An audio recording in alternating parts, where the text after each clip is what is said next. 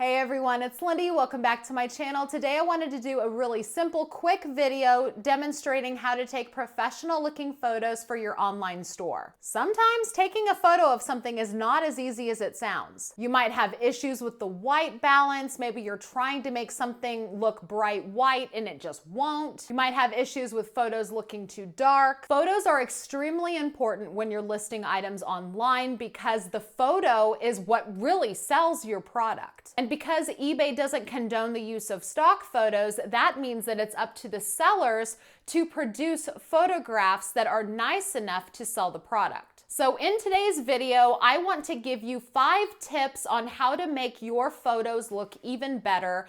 And then I am actually going to demonstrate how I personally take photos for my eBay items without using an app. There are a lot of apps out there that exist to make your photos look brighter and cleaner, and most of them cost money. But I don't use any of that. I just take my own photos. I think they look pretty good, and I'm gonna show you what I do and how I make them look like that. It's not that I'm against paying for a service to make your photos look better. The part that I don't like is having to upload your photos into an app, tweak it, and then save it again. To me, it's just added time. I would rather just be able to make my photos look better on my own versus having to first upload them into an app to tweak them. That just takes too much time. All right, so first let's get started with those tips. The first tip that I have is to have a light box or some sort of dedicated photography space always ready to go. It actually helps increase your productivity and allows you to perform better if you have a dedicated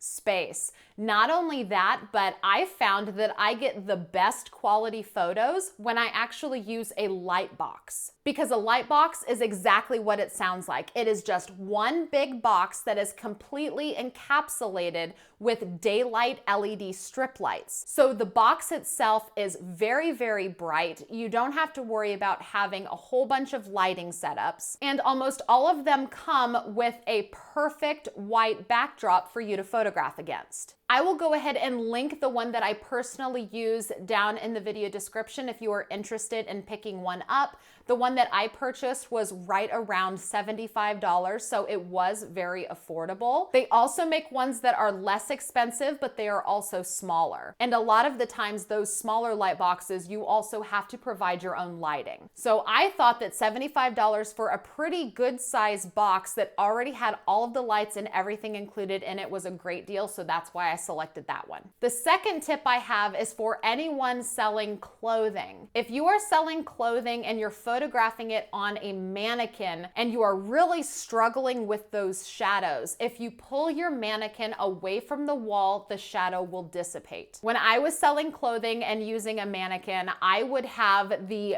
backdrop behind, and I had to put the mannequin in a very specific place because I didn't want to see the sides of the backdrop on either side of it. But one of the things that I was noticing was I was always struggling with a shadow. It annoyed me so much. I finally ended up rigging it to the point where I could pull the mannequin far enough away from the backdrop to where the shadow would disappear, and my photos looked so much better. So if you're photographing using a dress form or a mannequin and you have a really annoying shadow behind it, just try pulling it further away from the wall and the shadows should disappear. Tip number 3 is to make sure that the item that you are selling is centered in the photo and you have reduced the dead space around it as much as possible. So I've had the opportunity to look at a lot of different seller stores over the years, and some of them I've been really surprised at the amount of dead space that's in the photograph, or the item itself isn't centered. I find that this is really important because that initial photograph in your listing is what is going to entice your buyers to click. So if your photos don't look professional, then they might not click on it. I was actually a photographer at a corporate studio for a couple of years, and we took an entire day to train on properly centering a subject in a photograph. You want to make sure that your item is directly in the middle, and you want to crop the photo down if there's too much negative space around it. Because depending on whether or not your buyer is searching for an item on their phone or on the desktop, the photo that they could be looking at is very, very small. So the closer you can crop the photo into the item itself, the larger the item will appear. And when you have an item perfectly centered in a photograph, it's also more appealing to the eye. The fourth tip is to have at least 3 or 4 pictures in your eBay listing. This is actually something that I heard eBay itself say was important when I took the photo workshop at the eBay Open conference a couple of years ago. The eBay algorithm favors listings that have a plethora of photos. And the reason for this is eBay wants the buyers to feel confident in purchasing an item, that they are actually going to get the item that they expect to receive based on a number of photographs. So eBay has said to have at least 3 or 4 photos, but I find that this is a really good rule of thumb no matter what selling platform you're on, because the more photos you have, the more confidence a buyer is going to have when they make their purchase. So don't just take 1 or 2 photos, take at least 3 or more. And the fifth tip that I have for you is also coming directly from eBay. eBay says that we shouldn't use a main photo that is a collage. Now, of course, there are other platforms out there where it's encouraged, especially with platforms like Poshmark. Usually the cover photo is a collage in a lot of the listings that I see. But eBay itself said that we should refrain from having a collage photograph as being our main one. I think that it has something to do with Google shopping, honestly. I think that that's the only reason they suggest that.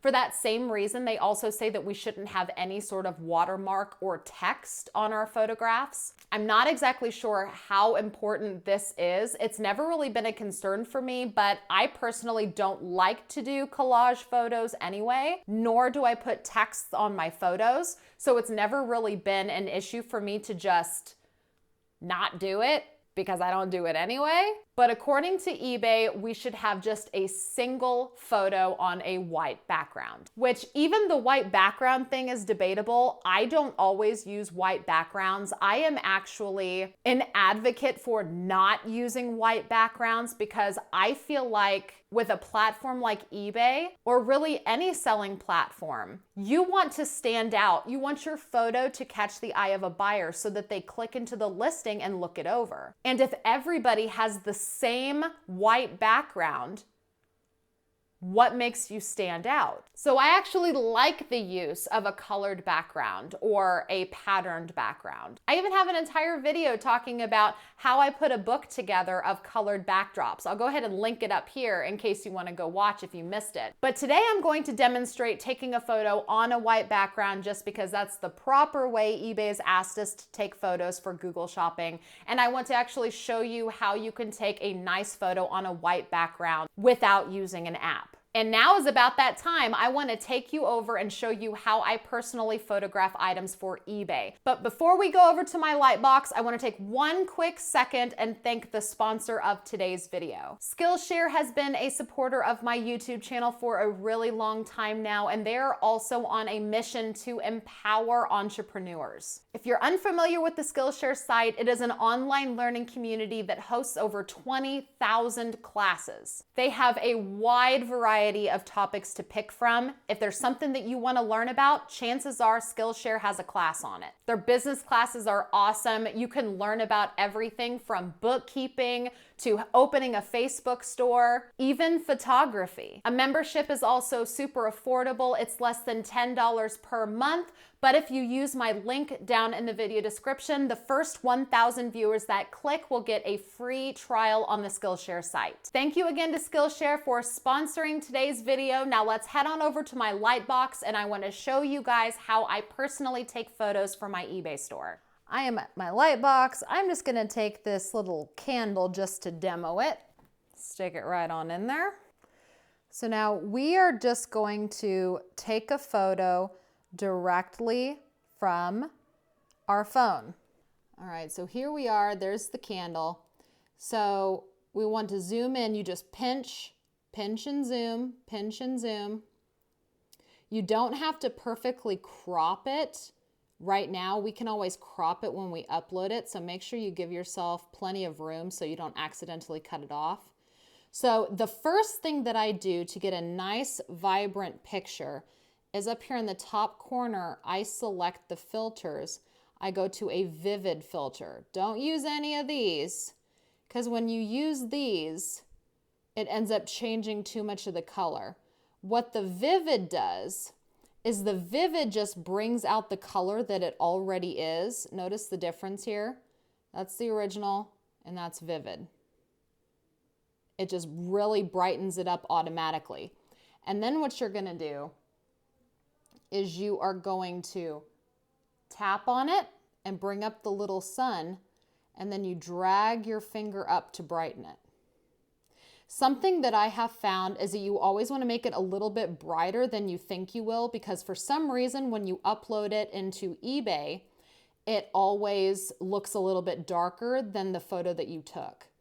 So about right here is where I would want to take the photo. And then you just go snap. And there's our photograph. And then we would end up cropping it in when we uploaded it, kind of like that. Center it up. See how there's not very much dead space on the side of it or on the top of it. Just do it kind of like that. That's the original. And then crop it up. So let's do another example. Here's some triple care braid cream. So that's for styling your braids. Again, same kind of thing. We're gonna zoom in. We're gonna click the top right-hand corner and go to filters. Make sure we're on vivid, which we are. See the difference? There's original, there's vivid. There's original, there's vivid. And then we're gonna tap and drag up to brighten it. And then we're gonna go snap. And there's our photo. See how after I took the picture, it got a little bit darker. So you might actually want to, I might actually want to drag it back up a little bit more. Again, I always like to go a little brighter than I think, because sometimes after the picture gets taken, it darkens a little bit. So that is that picture. And then of course I would be turning it around and I would take all the sides, I would get the directions and all of that to get my 3 to 4 photos. Now also consider angles. You don't necessarily want to do an angle like this. You want to pull your phone down so you can kind of get on the level.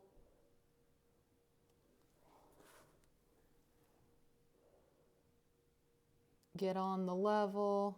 And of course, if you're taking pictures of that, you might want to get in closer so you can actually see the directions, because if you take it from far away, you won't be able to read it all.